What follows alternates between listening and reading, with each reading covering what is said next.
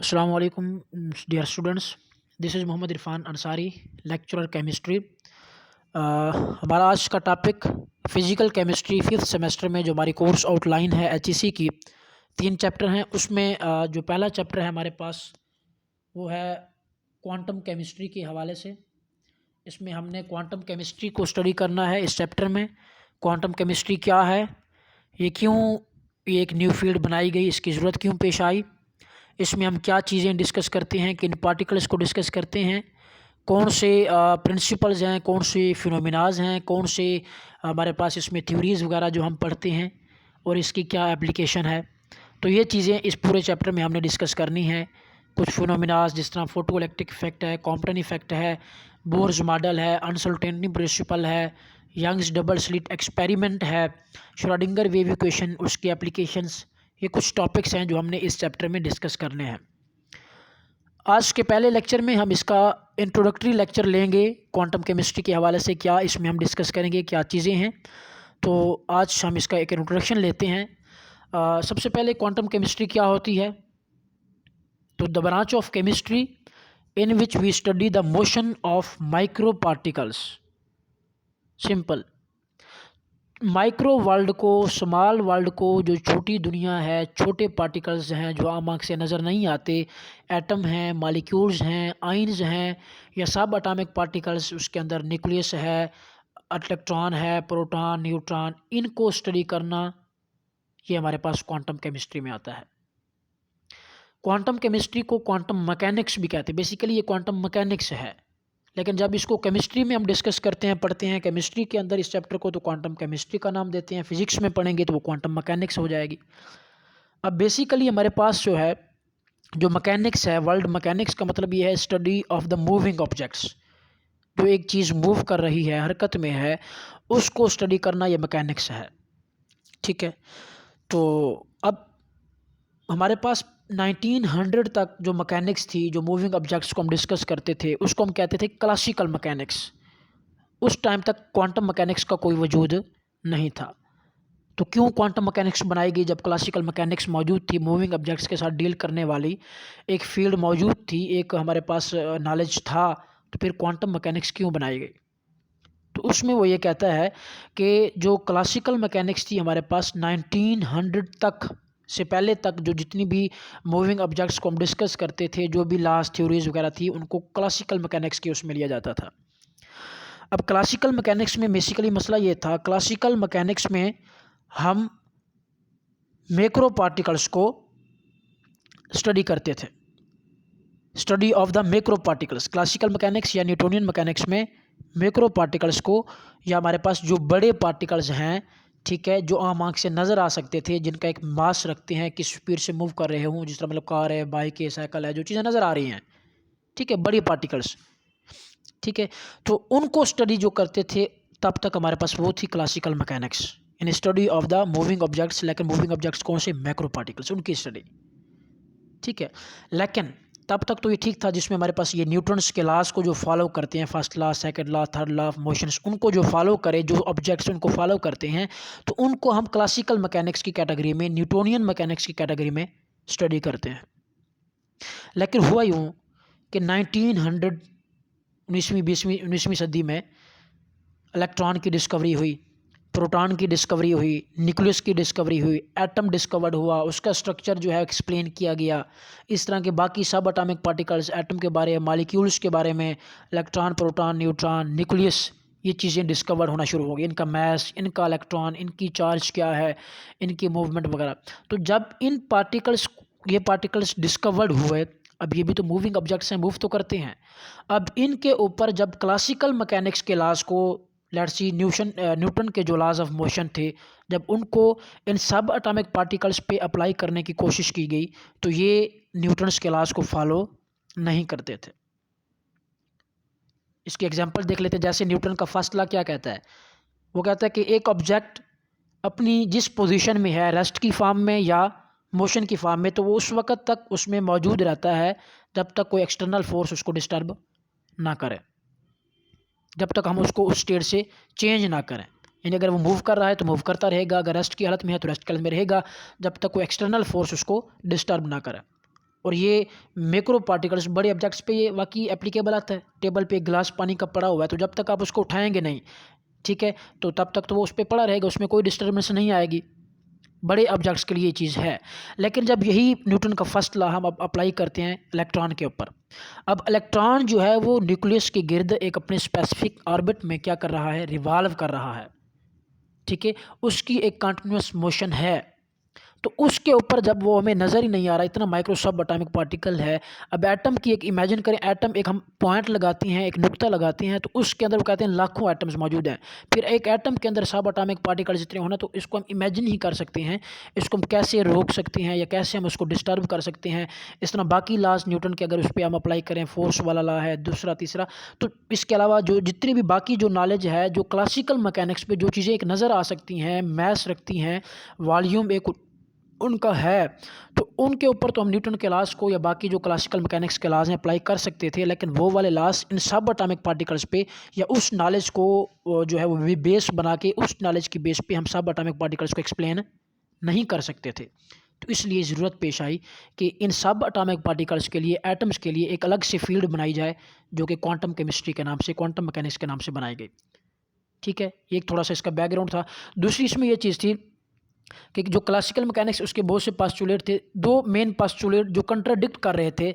जो heavy objects के लिए तो एप्लीकेबल थे, उनके लिए तो वो ठीक थे, लेकिन माइक्रो पार्टिकल्स के लिए वो एप्लीकेबल नहीं हो रहे थे।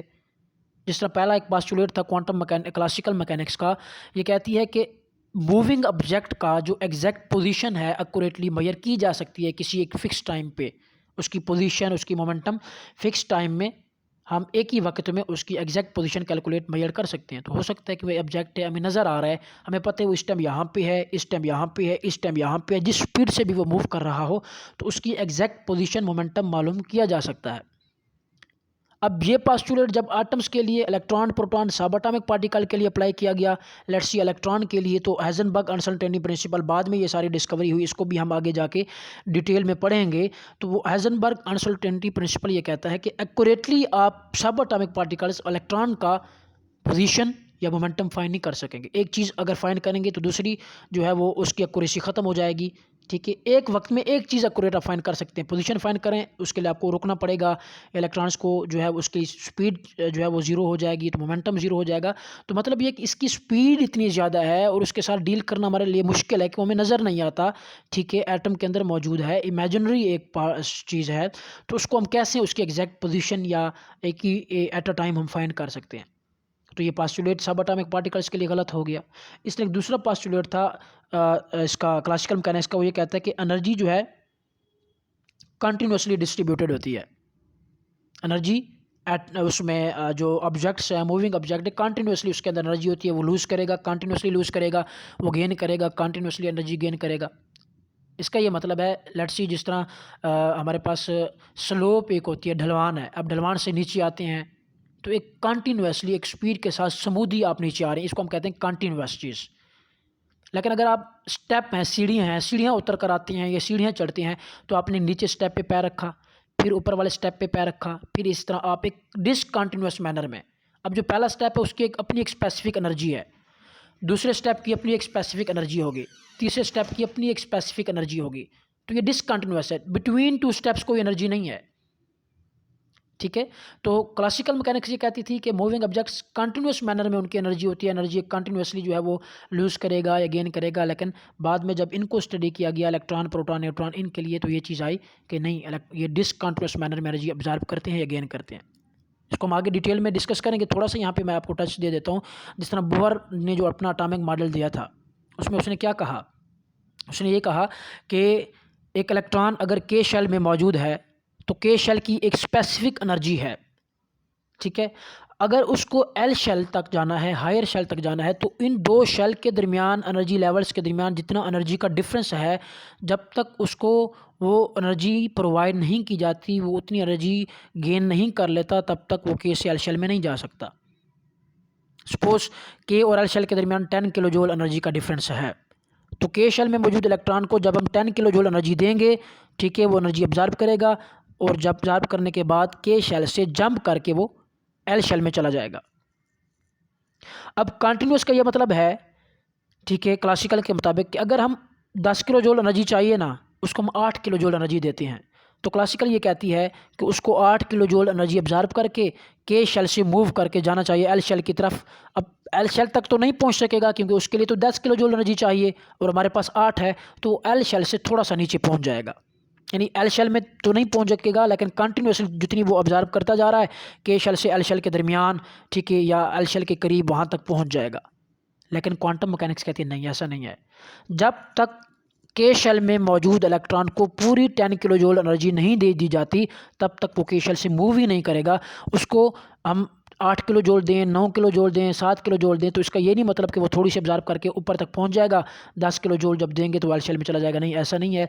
अब उसको 9 किलो जूल एनर्जी भी देंगे तो वो के शेल में ही मौजूद रहेगा, ठीक है। जब तक 10 किलो जूल एनर्जी पूरी उसके डिफरेंस के दरमियान गैप जितना है दो शेल के दरमियान एनर्जी का, उतनी उसको नहीं मिल जाती, तब तक वो के शेल से एल शेल में नहीं जाएगा। यानी डिसकंटिन्यूस मैनर में 10 किलो जूल दी तो डिसकंटिन्यूसली जंप करके वो वहाँ तक पहुँच जाएगा। इसमें उसको लूज़ करना है, वापस आना है, तो इतनी ही एनर्जी वो लूज़ करेगा। तो ये जो एनर्जी ऑब्जर्व कर रहा है एक स्पेसिफिक अमाउंट में और या लूज़ कर रहा है वापस आने के लिए, इसको हम कहते हैं एक क्वांटा है या फोटॉन है, एक स्पेसिफिक अमाउंट ऑफ एनर्जी है, एनर्जी पैकेट है।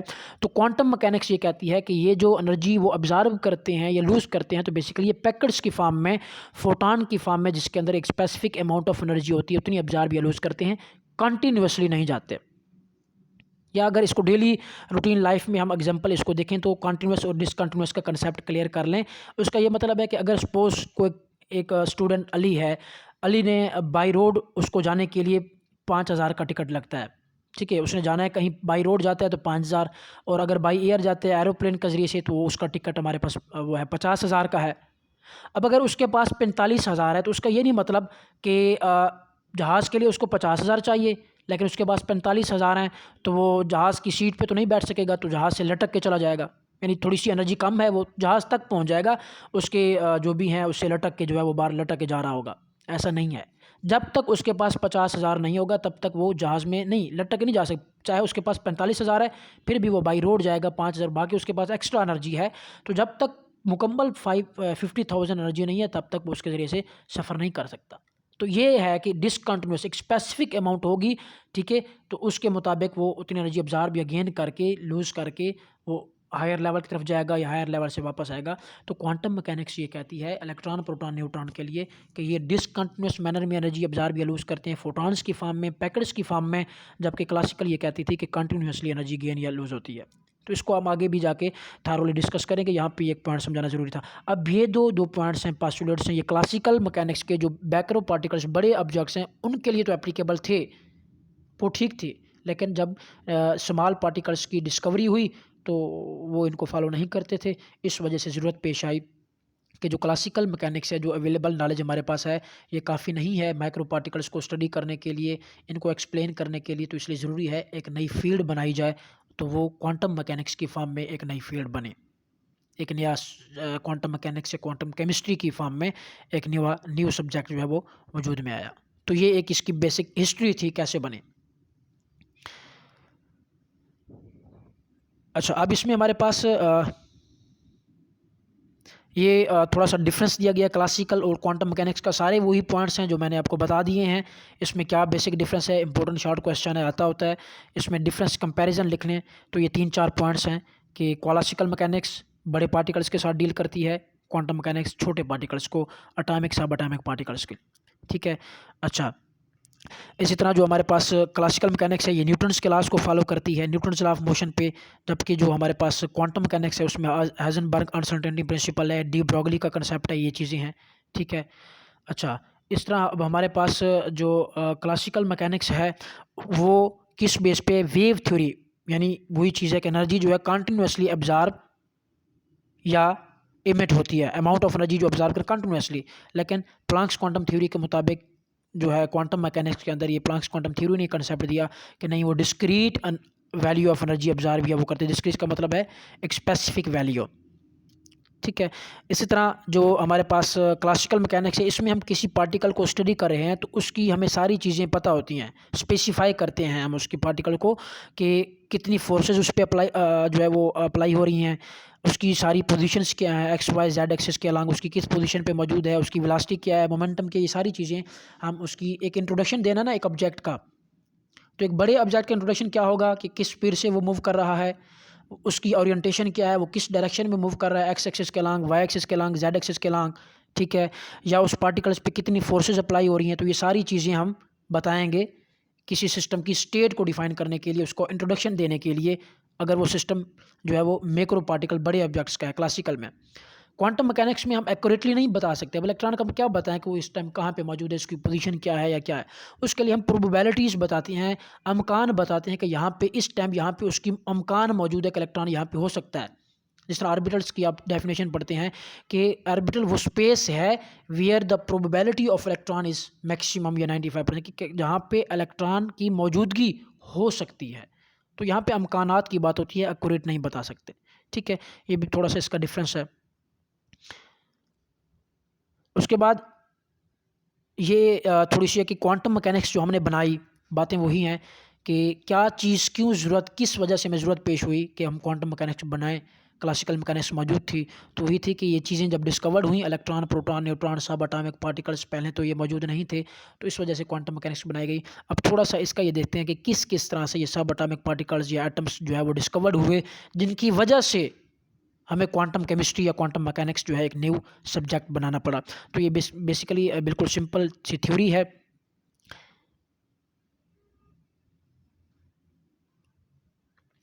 सबसे पहले इसमें हमारे पास क्या है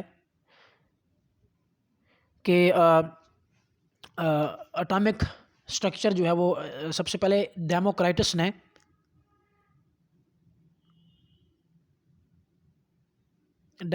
ने सबसे पहले एटम का कंसेप्ट दिया। एटम का जो आइडिया था वो सबसे पहले डेमोक्राटस ने दिया। एक साइंटिस्ट था, ग्रीक फिलासफर था। उसने ये कहा कि कोई भी चीज़ दुनिया की जिसको मैटर कहते हैं वो एटम से मिलकर बनी है। एटम की डेफिनेशन उसके मुताबिक कि ये एटम स्मॉलेस्ट पार्ट है, छोटे से छोटा ज़र्रा है कायनात का, जिसको मज़ीद तकसीम नहीं किया जा सकता, इनडिविजिबल पार्टिकल है।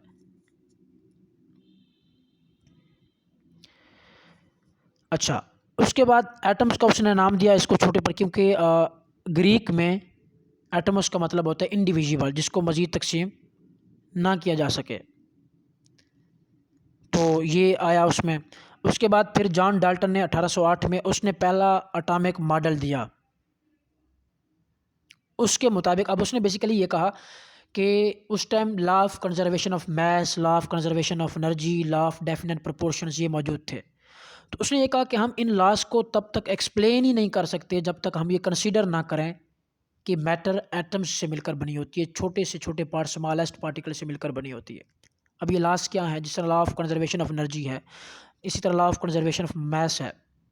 इसका ये मतलब है कि अगर एक बड़ा ऑब्जेक्ट है, आप उसको तोड़ते हैं, तो जितना बड़े ऑब्जेक्ट का मास होगा उतना ही छोटे ऑब्जेक्ट्स का जो है वो मास, जितना उसका मजमुआ करेंगे वो उसके बराबर होगा। यानी जिस तरह एक बैग है, बस्ता है, उस बैग का एक टोटल वेट होगा, ठीक है, वो एक वेट होगा। अब अगर उसमें से बुक्स को, एक एक बुक को अलग करके आप उसका वेट करें, बैग का अलग वेट करें, फिर उनको जमा करें, तो ये टोटल के बराबर होगा। ये है law of conservation of mass. इस लॉ ऑफ डेफिनेट प्रोपोर्शंस के एक स्पेसिफिक प्रोडक्ट बनाने के लिए जो स्पेसिफिक रिएक्टेंट चाहिए वो एक ख़ास कंसनट्रेशन में चाहिए। यानी सपोज हम कहते हैं कि एक वाटर का मालिक्यूल बनाने के लिए एक हाइड्रोजन का मालिक्यूल, ठीक है, और एक अटामिक ऑक्सीजन या हाफ मालिक्यूल ऑफ ऑक्सीजन चाहिए, तो हमारे पास एक मोल, एक मालिक्यूल वाटर बनेगा। ये लॉ ऑफ डेफिनेट प्रोपोर्शंस है। तो उसने कहा ये अब तब तक हम ये लॉज एक्सप्लेन नहीं कर सकते जब तक हम ये ना समझे कि मैटर किससे मिलकर बनी है, एटम से मिलकर बनी है। छोटे छोटे पार्टिकल मिलती हैं तो ज़ाहिर है हम उनका law of conservation of mass या ये बता सकते हैं। तो उसने इस बेस पे पहला अपना मॉडल डेवलप किया, जिसको जॉन डाल्टन एटॉमिक मॉडल कहते हैं, जिसका मेन पोस्टुलेट यही था कि all matter is made up of very small indivisible particles called atoms. Atom का नाम वही जो डेमोक्राटस ने उसका बताया था, ठीक है। अच्छा, अब जब तक बाकी, अब ये एटम, ये थ्योरी हो गई, मॉडल हो गया। जब तक इलेक्ट्रॉन, प्रोटॉन, न्यूट्रॉन, सब एटॉमिक पार्टिकल डिस्कवर नहीं हुए थे तब तक तो ये बात ठीक थी कि एटम छोटे से छोटा ज़रा है जिसको मज़ीद तकसीम नहीं किया जा सकता।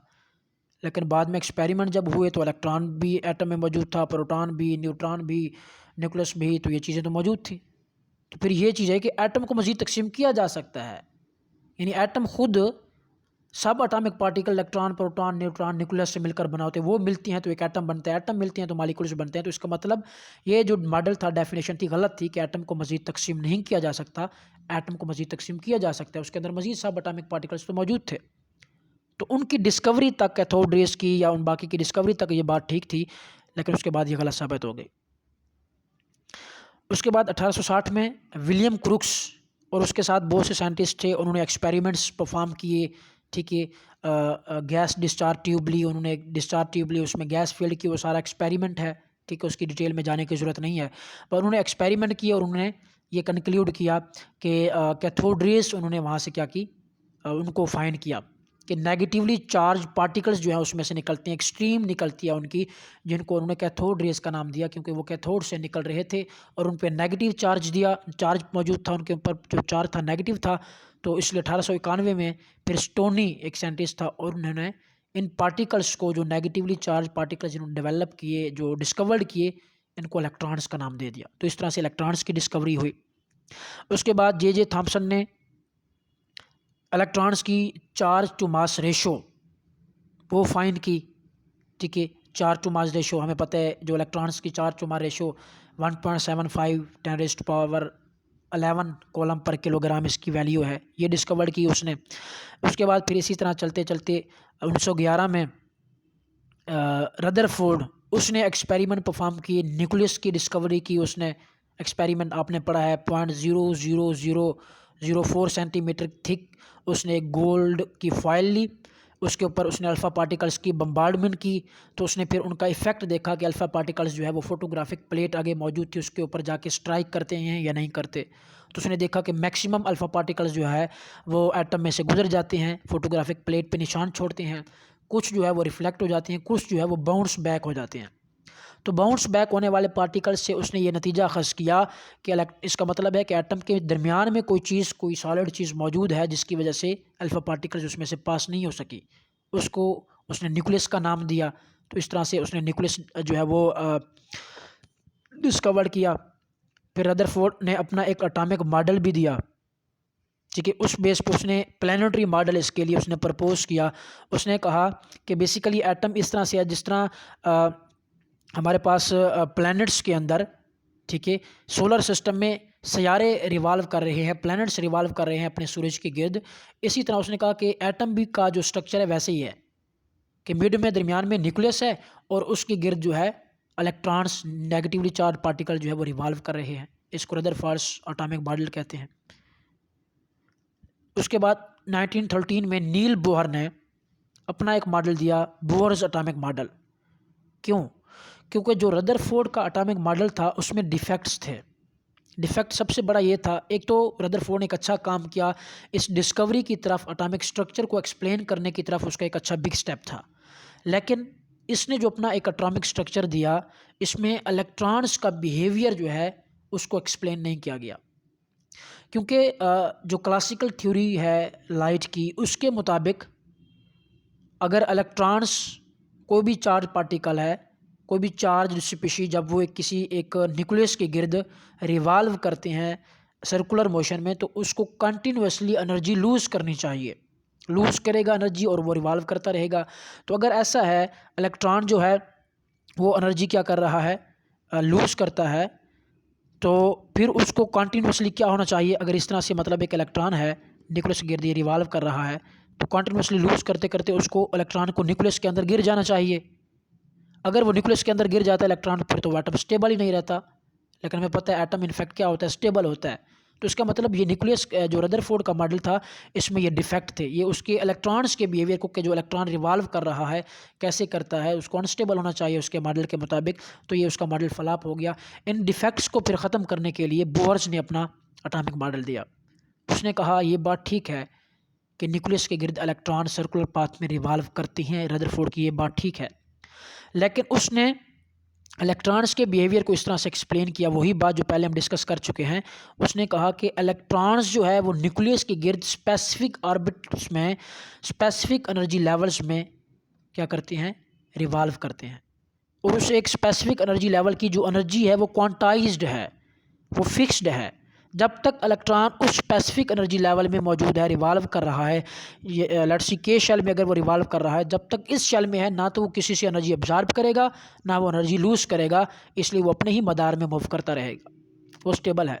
हाँ, अगर उसको बाहर जाना है, जंप करके जाना है या वापस आना न्यूक्लियस के करीब आना है, तो उतनी एनर्जी वो गेन या लूज़ करेगा, ठीक है, एब्जॉर्ब करेगा एक स्पेसिफिक अमाउंट ऑफ एनर्जी। उसके बाद फिर वो जो है वो नेक्स्ट स्टेप पे चला जाता है, यानी जब तक एक लेवल में मौजूद है तो उसकी एनर्जी लूज नहीं होती, क्वांटाइज्ड है, फिक्स्ड है।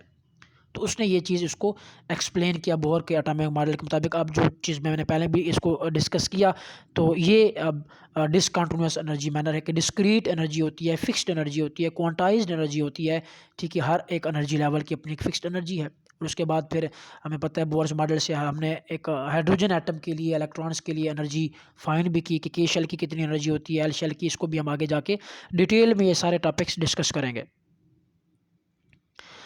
उसके बाद 1924 में डी ब्रॉगली उसने एटॉमिक पार्टिकल्स जिस तरह इलेक्ट्रॉन वगैरह है उनके लिए वेव प्रॉपर्टीज़ भी डिस्कवर्ड की। तो यहाँ से डुअल नेचर ऑफ मैटर का कंसेप्ट आया, इसको भी हम डिस्कस करेंगे। डुअल नेचर ऑफ का कंसेप्ट क्या है, थोड़ा सा इसमें मैं बता दूं। डी ब्रॉगली ने कहा कि जितने भी हमारे पास ये पार्टिकल्स हैं ना, इलेक्ट्रॉन, प्रोटॉन, न्यूट्रॉन, बेसिकली तो पार्टिकल हैं, मैस रखते हैं, ये वेव्स की प्रॉपर्टीज़ भी शो करती हैं। इस तरह जो वेव्स हैं, जिस तरह मतलब लाइट है वो पार्टिकल नेचर शो करती है, फोटो इलेक्ट्रिक इफेक्ट है, कॉम्पटन इफेक्ट है, इसको हम पढ़ेंगे। लाइट वहाँ पे पार्टिकल का रोल प्ले कर रही है, ठीक है। इस तरह यंग डबल स्लिट एक्सपेरिमेंट है, बाकी हैं, तो उसमें ये पार्टिकल्स जो हैं, ठीक है, पार्टिकल्स हमारे पास इलेक्ट्रॉन, प्रोटॉन, ये वेव्स की प्रॉपर्टीज शो करते हैं।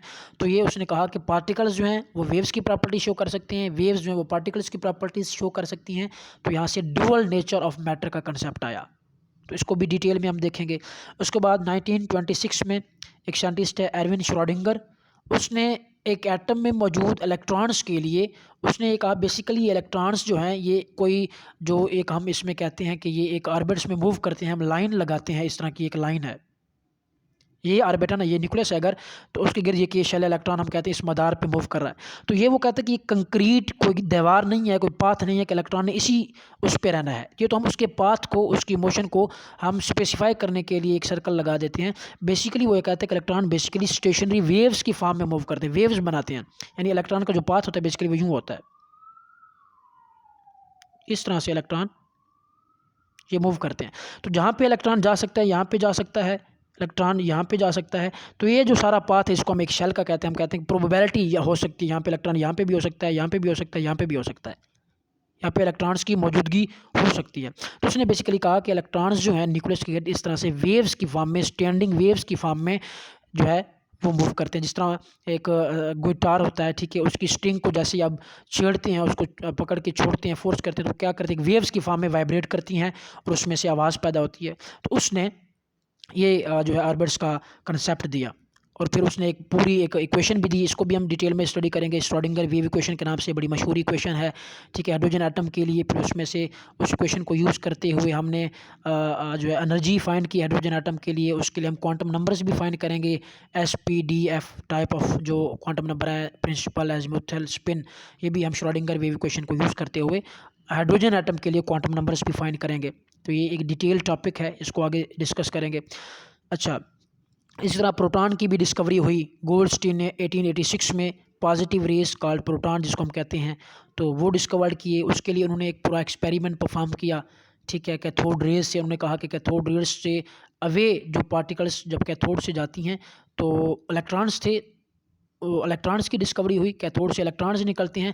तो उसने कहा गोल्डस्टीन ने एट द सेम टाइम जब कैथोड रेज निकल रही होती हैं तो उसके साथ कुछ और रेज भी प्रोड्यूस होती हैं जो कैथोड की तरफ आ रही होती हैं, उसके अपोजिट डायरेक्शन में, और उनके ऊपर पॉजिटिव चार्ज होता है, ठीक है। तो उसको उन्होंने पॉजिटिव रेज का नाम दिया। रदरफोर्ड ने फिर उनका नाम प्रोटॉन सजेस्ट कर दिया था। इस 1920 में रदरफोर्ड ने ही एक सजेस्ट किया था कि अगर इलेक्ट्रॉन और प्रोटॉन मौजूद हैं, इलेक्ट्रॉन डिस्कवर्ड हो गए थे, प्रोटॉन भी डिस्कवर्ड हो गए थे, तो उसने कहा कि एक एटम की स्टेबिलिटी के लिए अगर हम उसका एटम का एटॉमिक मास फाइंड करना चाहते हैं तो न्यूक्लियस के अंदर प्रोटॉन की तरह की कोई और पार्टिकल्स भी मौजूद होने चाहिए जो न्यूट्रल हों। न्यूट्रल इस बेस पर उसने कहा क्योंकि प्रोटॉन और इलेक्ट्रॉन तो डिस्कवर्ड हो गया है, प्रोटॉन न्यूक्लियस के अंदर हैं, इलेक्ट्रॉन न्यूक्लियस के बाहर हैं। तो पॉजिटिव और नेगेटिव चार्ज एक दूसरे को न्यूट्रलाइज कर रहे हैं, एटम वैसे स्टेबल न्यूट्रल हो गया। तो इसलिए जो और पार्टिकल्स होंगे वो न्यूट्रल ही हों, क्योंकि एटम तो ऑलरेडी न्यूट्रल हो चुका। और मास उसका प्रोटॉन के बराबर हो, इक्वल मास हो प्रोटॉन के, ठीक है। तो इस बेस पे वो कहता है कि हमें भी पता है कि एटॉमिक मास जो डिस्कवर्ड हो गए थे ना, उस टाइम एटॉमिक मास डिस्कवर्ड था। अब लेट्स सी, हमारे पास हाइड्रोजन है। हाइड्रोजन का हमें पता है एक एटॉमिक मास है, एक ही एटॉमिक नंबर है। ड्यूट्रियम है, ट्रिटियम है। अब ट्रिटियम को हम देखते हैं। ट्रिटियम में हमारे पास क्या है, एटॉमिक मास उसका 3 है और एटॉमिक नंबर क्या है, 1 है। अब हमें पता है कि एटॉमिक नंबर जो है क्या होता है, वो नंबर ऑफ प्रोटॉन्स होते हैं, और एक एटम में नंबर ऑफ प्रोटॉन्स और नंबर ऑफ इलेक्ट्रॉन्स इक्वल होते हैं। और मास नंबर को हम किस तरह से डिफाइन करते हैं, number of protons plus neutrons. तो इस ट्रिटियम में प्रोटॉन तो 1 हो गया, बाकी 2 क्या हैं, न्यूट्रॉन्स हैं। 2 + 1 3 होगा ना। तो अब एटॉमिक नंबर हमें पता था ट्रिटियम का 3 है, जबकि न्यूट्रॉन्स, अब वो कहते थे कि अगर एक प्रोटॉन 1 है तो उसका एक एटॉमिक नंबर होना चाहिए 3। 2 कहाँ से आए, ठीक है। हाइड्रोजन के लिए जिस तरह, या बाकी कोई भी देखें, हीलियम के लिए जिस तरह है, ठीक है, 4 और 2, तो इसमें 2 प्रोटॉन हो गए, तो 2 और 2 4 होती है ना। तो 2 चीज़ जो same atomic number equal to proton आ रही है, तो इस बेस पर रदरफोर्ड ने कहा कि एक एटम के अंदर क्या होने चाहिए, इक्वल नंबर मास उसका प्रोटॉन्स के बराबर हो, लेकिन वो न्यूट्रल हो, कुछ और पार्टिकल्स भी मौजूद होते हैं, होने चाहिए। ये उसने प्रेडिक्ट किया था, लेकिन उसको उसने डिस्कवर नहीं किया था। फिर उसके बाद 1932 में चैडविक ने न्यूट्रॉन्स को डिस्कवर किया। वैसे ही थे बिल्कुल जिस तरह से रदरफोर्ड ने प्रेडिक्ट किया, कोई चार्ज नहीं था उन पे, और उनका मैस भी ऑलमोस्ट एक न्यूट्रल पार्टिकल के लिए, आइसोटोप्स की बात नहीं कर रहा, वो इलेक्ट्रॉन प्रोटॉन की तकरीबन इक्वल आता था, ठीक है। तो इसके बाद उसने ये डिस्कवर किए। कैसे डिस्कवर किए, उसने एक ब्रिलियम जो है हमारे पास एक न्यूट्रल पार्टिकल्स, उसने ब्रिलियम टारगेट था उसके पास, ठीक है, ब्रिलियम का न्यूक्लियस था, उसके ऊपर उसने अल्फा पार्टिकल्स की बम्बार्डमेंट की। तो उसने कहा कुछ रेज निकलती हैं जिनके ऊपर कोई चार्ज नहीं था, रेडिएशंस हैं, न्यूट्रल रेज हैं, और उनकी पेनिट्रेशन पावर भी बहुत ज़्यादा है, वो अंदर तक पेनिट्रेट कर सकते थे। उन पार्टिकल्स को, उन रेडिएशंस को, जिनका मैस तो था लेकिन चार्ज कोई नहीं था, न्यूट्रल थी, उनको फिर वो न्यूट्रॉन्स का नाम दिया गया। तो ये इलेक्ट्रॉन, प्रोटॉन, न्यूट्रॉन की डिस्कवरी हुई। अब तक तकरीबन 100 इस तरह के सब एटॉमिक पार्टिकल्स जो है डिस्कवर हो चुके हैं, जिस तरह पॉजिट्रॉनो है, ठीक है। तो काफ़ी सारे इस तरह के, न्यूट्राइनो है। लेकिन जो फंडामेंटल, जो बेसिक, जो बुनियादी हमारे पास पार्टिकल्स एक एटम के, जिनको हम डिस्कस करते हैं, जो मोस्ट इंपॉर्टेंट है, वो ये 3 है, इलेक्ट्रॉन, प्रोटॉन और न्यूट्रॉन्स। अभी एटम्स मिलती हैं, कंबाइन होती हैं, तो फिर क्या बनते हैं, मॉलिक्यूल्स बनती हैं। इलेक्ट्रॉन गेन या लूज़ करते हैं तो आयन्स बनती हैं। तो इन मॉलिक्यूल्स को, इन आयन्स को, इन एटम्स को, इन सब एटॉमिक पार्टिकल्स को स्टडी करना, इनके बिहेवियर को स्टडी करना, इनके स्ट्रक्चर को स्टडी करना, इनकी प्रॉपर्टीज़ को, मैस को, इनके केमिकल रिएक्शंस में से ये किस तरह से इन्वॉल्व होते हैं, इनकी एप्लीकेशंस क्या हैं, न्यूक्लियस को स्टडी करना, ये सारी जो स्टडी है ये क्वांटम केमिस्ट्री की टर्म में आएगी, ठीक है। तो ये इसका एक बेसिक थोड़ा सा इंट्रोडक्शन था। इसको आप स्टडी करेंगे, सुनेंगे तो इंशाल्लाह समझ आ जाएगी। और बुक आपके पास जो है बीएससी की कोई बुक है, उससे भी कंसर्न करें, थोड़ा बहुत स्टडी करें, रीड करें, तो इंशाल्लाह ये चीज़ें क्लियर हो जाएंगी। Thank you.